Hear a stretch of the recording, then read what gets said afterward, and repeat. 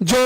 सरकारी engineering college है, सरकारी लॉ कॉलेज है, आज आप उसकी फीस का चार्ट देखेंगे तो आपको पता लगेगा अनुसूचित जाति जनजाति पिछड़े वर्ग तो छोड़िए, जनरल कैटेगरी के बच्चे भी उस पढ़ाई का खर्चा नहीं उठा सकते। नेशनल लॉ यूनिवर्सिटी में 5 साल की लॉ की डिग्री अगर करने के लिए आपका बच्चा 2-3 लाख खर्च करके अगर एंट्रेंस एग्जाम क्वालिफाई करता है तो उसके बाद उसकी फर्स्ट ईयर की फीस नेशनल लॉ यूनिवर्सिटी के अंदर 3.25 लाख है। उसमें हॉस्टल का खर्चा शामिल नहीं है, खाने का खर्चा शामिल नहीं है, किताबों का ट्रांसपोर्ट का खर्चा शामिल नहीं है।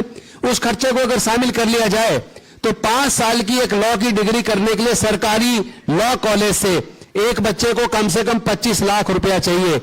और अगर 3 लाख रुपए उसका एंट्रेंस एग्जाम की कोचिंग का लगा लिया जाए तो 28 लाख आपके पास होगा तो आपका बच्चा लॉ की डिग्री कर पाएगा, अन्यथा वो बच्चा लॉ की डिग्री नहीं कर सकता। ये सरकारी लॉ कॉलेज की स्थिति है, चाहे वो नेशनल लॉ यूनिवर्सिटी दिल्ली की हो, चाहे नेशनल लॉ स्कूल बेंगलोर हो, चाहे नेशनल लॉ यूनिवर्सिटी पुणे हो या बॉम्बे हो, जोधपुर हो। आप अपने बिहार का भी चार्ट उठा के देखिए, सरकारी लॉ कॉलेज की ये फीस है। उसी प्रकार सरकारी जो इंजीनियरिंग कॉलेज है उसमें भी 4 साल की डिग्री है, एंट्रेंस एग्जाम पे 2-3 लाख खर्च होता है, एडमिशन के बाद फर्स्ट ईयर की फीस आप कहीं 1.5 लाख है, कहीं 2 लाख है, कहीं 2.5 लाख है, और वो 3 लाख तक सरकारी इंजीनियरिंग कॉलेज की फीस है।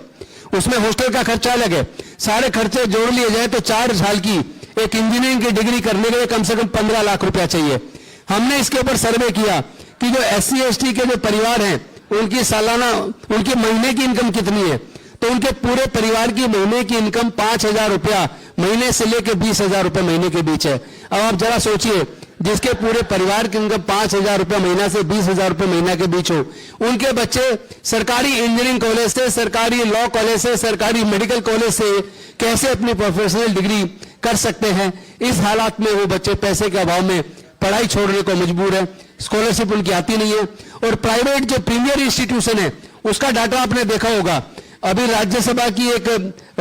और लोकसभा की एक कमेटी है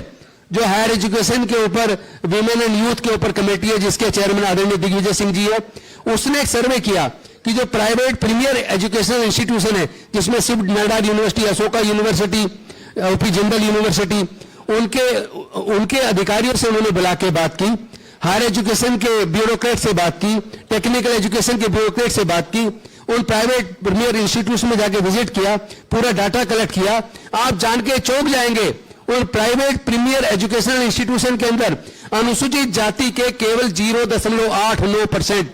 यानी आप ब्यूरोक्रेट बन गए, इंजीनियर बन गए, डॉक्टर बन गए, साइंटिस्ट बन गए, प्रोफेसर बन गए रिजर्वेशन से, उसके बावजूद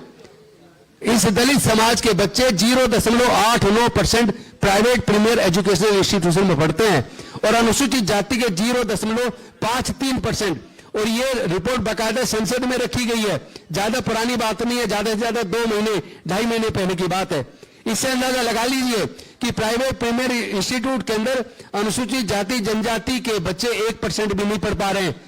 यानी कि इतनी ज्यादा फीस है कि उसमें BA एक सिंपल कोर्स है, 6 साल की डिग्री, वो 6 साल की डिग्री का उसके कोर्स की पूरी फीस 60 लाख रुपए में, 60 लाख में एक डिग्री BA की। ऐसे हालात में आप अंदाजा लगाइए अनुसूचित जाति जनजाति की क्या स्थिति है, क्या उनके बच्चे पढ़ पाएंगे। एक तरफ बात की जाती है कि क्रीमी लेयर इनके ऊपर भी लागू करो, तो जो लोग ऑलरेडी IAS बन गए, डॉक्टर बन गए, इंजीनियर बन गए, प्रोफेसर बन गए, उसके बाद भी वो भी अपने बच्चों की 60 लाख 50 लाख की खर्चा एक डिग्री करवाने के लिए नहीं कर सकते।